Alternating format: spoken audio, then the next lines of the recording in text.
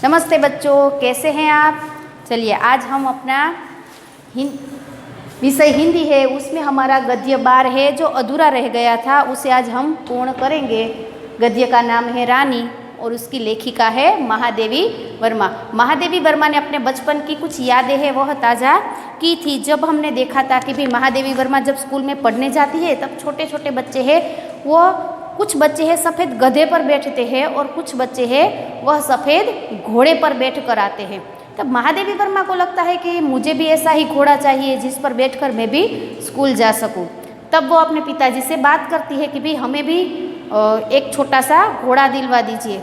और उसके पिताजी एक सुंदर सा चॉकलेटी रंग का एक घोड़ा है वह लाकर देते हैं। पहले पहले महादेवी वर्मा और उसके भाई बहनें वह उससे नाराज़ रहते हैं। फिर जब उसे पता चलता है कि इस घोड़ा नहीं है, वह घोड़ी है और उस घोड़ी का नाम है रानी, ताज रानी।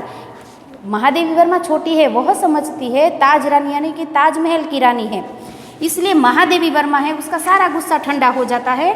फिर हमने देखा था कि ताज रानी का पूरा वर्णन किया था, वह कितनी सुंदर है, चॉकलेटी रंग का उसका रंग है, छोटी सी है, उसके केस बहुत ही सुंदर है, सुंदर से दांत है उसकी पूंछ सुंदर दिखती है। तो हमने सारे वर्णन भी देखे थे, तो यहाँ से हम गद्य है वह आगे ले जाएंगे। हम बार बार सोचते हैं कि वह कुछ और छोटी क्यों न होती तो हम रोजी और निक्की के समान उसे भी अपने कमरे में रख लेते। अब महादेवी वर्मा सोचती है कि वह घोड़ी है, रानी है, वह बड़ी है, वो थोड़ी सी छोटी होती तो यहाँ पर एक नाम दिया गया है रोजी और निक्की, नेवला और कुत्ता। वह नेवला भी छोटा होता है और कुत्ता भी छोटा होता है, तो महादेवी वर्मा नेवले और कुत्ते को अपने कमरे में रखती है। तो यहाँ पर लेखिका कहती है कि यदि यह रानी भी छोटी होती तो इसे भी मैं अपने कमरे में रखती, पर रानी तो बहुत बड़ी है, इसे कमरे में रखा जा सकता नहीं है। रानी को अपने कमरे में ले जाना संभव नहीं था, अतः अस्तबल बना हुआ बरामदा ही हमारी अराजकता का कार्यालय बना। अब रानी को अपने कमरे में लेखिका ले नहीं जा सकती क्योंकि कमरा छोटा है और रानी बड़ी है, इसीलिए लेखिका कहती है कि अस्तबल यानी कि जहाँ पर घोड़े को बांधा जाता है वह अस्तबल था, वही हमारी अराजकता का कार्यालय। देखिए अराजकता का अर्थ होता है दंगा फसाद, पर यहाँ पर मस्ती का एक केंद्र बन गया। सारी मस्तियाँ कहाँ होती थी तो कि अस्तबल जहाँ पर रानी को बांधा जाता था वहाँ पर। बरामदा घोड़े बांधने के लिए तो बना नहीं था, अतः उसकी दीवार में एक खुली अलमारी और कई आते ताक थे। अब बरामदा है उसे घोड़े बांधने के लिए बनाया नहीं था, वो तो उसके लेखक के घर में लेखक के पिताजी के घर में ऐसी कोई सुविधा नहीं है, इसलिए उसने रानी को वहाँ पर बांधा है। तो वहाँ पर एक छोटी सी अलमारी है, उन्हीं में हमारा स्वेच्छया विस्थापित और शरणार्थी खिलौना का परिवार स्थापित होने लगा। अब वहाँ पर जो खुली अलमारी है वहीं पर लेखिका क्या करती है, अपने कुछ पुस्तक है, अपने छोटे मोटे खेलने के खिलौने हैं, ये सारी चीज़ें हैं वहीं बरामदे पर रखने लगे, क्योंकि वह सारा दिन कहाँ खेलते थे, रानी के पास खेलते थे, घोड़ी के पास रहने लगे थे। रानी की गर्दन में झूल कर, उसके कान और आयाल में फूल खोस कर और उसको बिस्कुट मिठाई आदि खिला कर थोड़े ही दिनों में हमने उससे ऐसी मैत्री कर ली कि हमें न देखने पर वह अस्थिर होकर पैर पटकने और हिरहिराने लगती। देखिए अब लेखिका कहती है कि रानी की गर्दन में झूल कर, अब लेखिका का सारा गुस्सा घोड़ी पर से कम हो गया था। वह क्या करता था, घोड़ी की गर्दन पर चढ़ जाते थे और उससे खेलते थे उसकी। और यहाँ पर एक शब्द आया है आयाल यानी का अर्थ होता है बाल। घोड़ी के बालों में वह अलग अलग तरह के फूल खोसते थे, उसे बिस्किट आदि मिठाइयाँ खिलाते थे और घोड़ी को भी अपना मित्र बना लिया। और जब भी घोड़ी है वो इन लोगों को नहीं देखती थी तो ऊंचे पटक कर अपने पैर हिलाती थी। फिर हमारी घुड़सवारी का कार्यक्रम आरंभ हुआ। मेरे और बहन के लिए सामान्य छोटी पर सुंदर जीन खरीदी गई और भाई के लिए चमड़े के घेरे वाली ऐसी जीन बनवाई गई जिससे संतुलन खोने पर भी गिरने का भय नहीं था। अब सबकी घुड़सवारी, अब रानी इतनी बड़ी हो गई थी कि उस पर घुड़सवारी की जा सकती थी, तो इसके लिए बहन महादेवी वर्मा और उसकी बहन के लिए सामान्य सी सुंदर सी जीन यानी कि बैठने की जिस व्यवस्था होती है वो सामान्य पर सुंदर थी, और उसके भाई के लिए चमड़े की व्यवस्था बनाई गई थी जिससे कि वह संतुलन बना रहे। बाहर के चबूतरे पर खड़े होकर हम बारी बारी से रानी पर आरूढ़ होते। देखिए बाहर के चबूतरा यानी कि बड़ा सा एक पत्थर होगा उस पर महादेवी वर्मा देखिए छोटी है इसलिए उस पत्थर पर चढ़कर घोड़ी पर चढ़ते हैं, आरूढ़ होना यानी कि सवार होते थे। और छुट्टन साथ दौड़ता हुआ हमें घुमाता। अब छुट्टन जो उसका नौकर है वह क्या करता था, उसके साथ साथ घोड़ी के साथ साथ दौड़ता था, वो घुमाता था। सवेरे भाई बहन घूमते और स्कूल से लौटने पर तीसरे पहर या संध्या समय मेरे साथ यह कार्यक्रम दोहराया जाता। देखिए अब सुबह तो खेलते थे भाई बहन, सुबह घोड़ी पर लटार मारते थे, फिर स्कूल जाते थे, स्कूल से आने के बाद फिर से संध्या समय पर फिर से यही कार्यक्रम शुरू हो जाता था। पर ऐसी सवारी से हमारी विद्रोही प्रकृति कैसे संतुष्ट हो सकती थी। देखिए इतनी बार सवेरे भी घोड़ी पर सवारी करते थे, शाम को भी करते थे, फिर भी लेखक कहते हैं कि हम हमेशा ऐसे ही पिताजी के सामने कहते थे कि हमें और सवारी करनी है, ज़्यादा सवारी करनी है। विद्रोही परिस्थिति, विद्रोही स्वभाव है, वह कैसे संतुष्ट हो सकता था। अस्तबल में रानी की गर्दन में झूलकर तथा स्टूल के सहारे उसकी पीठ पर चढ़कर भी हमें संतोष न होता। देखिए अब रानी की गर्दन पर यह झूला झूलते हैं, छोटा सा स्टूल रखते हैं, टेबल यानी कि उस पर चढ़कर रानी की पीठ पर सवार हो जाते हैं, फिर भी लेखिका को संतोष नहीं है। वो ज़्यादा से ज़्यादा समय घोड़ी के साथ, ताज रानी के साथ बिताना चाहते हैं। अतः मैं एक छुट्टी के दिन दोपहर में सबके सो जाने पर हम रानी को खोलकर बाहर ले आए और चबूतरे पर खड़े होकर उसकी नंगी पीठ पर सवारी करके बारी बारी से अपनी अधूरी शिक्षा की पूरी परीक्षा लेने लगे।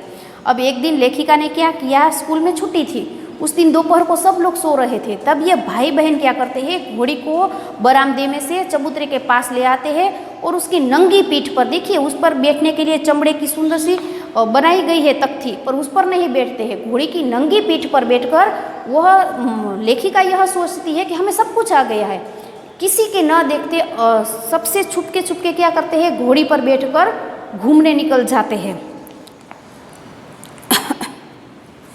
यह स्वाभाविक ही था कि ताज रानी हमारी अराजक प्रवृत्तियों से प्रभावित हो जाती। अब यह स्वाभाविक था कि घोड़ी है उसे भी इस बच्चों की, देखिए मैंने पहले भी कहा था कि अराजकता का अर्थ होता दंगे फसाद, पर यहाँ पर मस्ती है, उससे घोड़ी भी अब तो समझ गई है कि ये बच्चे ज़्यादातर मेरे साथ क्या करते हैं, मजाकी किया करते हैं। वास्तव में बालकों में चेतना के विभिन्न स्तरों का बोध न होकर सामान्य चेतना का ही बोध रहता है, अतः उनके लिए पशु पक्षी वनस्पति सब एक परिवार के हो जाते हैं। देखिए बालक है, लेखिका है, वो बालक है, और बालक के लिए तो ये नया जीव है, वही सब कुछ होता है, तो वह उसके साथ इतनी घुल मिल जाती है, पशु हो या पक्षी। देखिए आगे भी हमने देखा नेवला है, कुत्ता है, एक तरह के पूरा का पूरा परिवार बन चुका है, तो उस पूरे के पूरे परिवार के साथ ये बच्चे बहुत खुश होते हैं, सारा दिन उसके साथ ही बिताना चाहते हैं। निक्की रानी की पूंछ से झूलने लगता था, रोजी इच्छा अनुसार उसकी गर्दन पर उछल कर चढ़ती और नीचे कूदती थी, और हम सब उसकी पीठ पर ऐसे गर्व से बैठते थे मानो मयूर सिंहासन पर आसीन हो। देखिए अब निक्की रानी की पूंछ से झूलने लगता था, तो मैंने आगे भी बताया नेवला है और कुत्ता है, तो निक्की है वो क्या करता था, घोड़ी की पूंछ पर जैसे कि झूला झूल रहा हो ऐसे झूलता था। रोजी इच्छा अनुसार उसकी गर्दन पर उछल कर चढ़ जाती थी, फिर से कूद जाती थी, और हम सब भाई बहन क्या करते थे, घोड़ी पर जब बैठते थे जैसे मयूर के आसन पर बैठे हुए इस तरह से बैठ जाते थे। रानी हम सब की शक्ति और दुर्बलता जानती थी, उसकी नंगी पीठ पर आयाल पकड़कर बैठने वालों को वह दुल की चाल से इधर उधर घुमाकर संतुष्ट कर देती थी। अब रानी है, यह घोड़ी है, वह सब कुछ समझती थी कि यह बच्चे है, उसकी क्या शक्ति है और कितनी उसमें शक्ति है और कितनी उसकी दुर्बलता भी है, वह सारी बात यह रानी जानती। जब भी यह नंगी पीठ पर बैठते थे तब रानी क्या करती थी, धीरे धीरे ऐसे ऐसे चलती थी और सबका मनोरंजन कर देती थी। परंतु एक बार मेरे बैठ जाने पर भाई ने अपने हाथ की पतली सट्टी उसके पैरों में मार दी। चोट लगने की तो संभावना ही नहीं थी, परंतु उससे न जाने उसका स्वाभिमान आहत हो गया और कोई दुखद स्मृति उभर आई। अब देखिए क्या हुआ, एक बार महादेवी वर्मा है वो घोड़ी की पीठ पर बैठ गई, नंगी पीठ पर बैठी है, उस पर कोई आसन नहीं लगा है। अब वह बैठी थी और उसके भाई ने एक सोटी मार दी, घोड़ी के पैर पर एक सोटी लगा दी। अब सोटी इतनी ज़्यादा नहीं लगी थी कि घोड़ी को चोट लगे, पर पता नहीं उसके स्वाभिमान को डंखा या फिर उसके स्वाभिमान को लग गया, जिससे कि घोड़ी बेकाबू हो गई। वह ऐसे वेग से भागी मानो सड़क, पेड़, नदी, नाले सब उसे पकड़ बांध रखने का संकल्प किए हो। अब ऐसे भागी जैसे नदी, पेड़, पर्वत सब दौड़े ही जा रहे।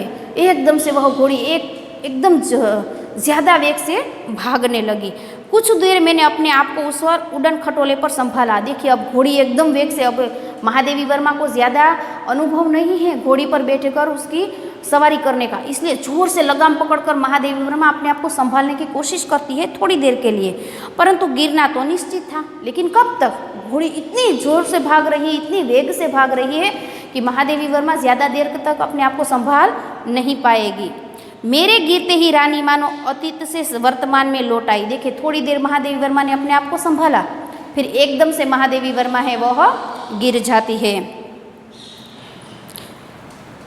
और जैसे ही महादेवी वर्मा है वह गिरती है, वैसे ही घोड़ी एकदम से रुक जाती है। देखिए घोड़ी है वो सब सारे बच्चों को पहचानती है, वह जानती है कि यह बच्चे निर्दोष है, इसलिए जैसे ही महादेवी वर्मा गिरी वैसे ही घोड़ी क्या करती है, एकदम से रुक जाती है, जैसे कि अपने भविष्य में से और अपने भूतकाल में से फिर से वर्तमान में लौट आई हो।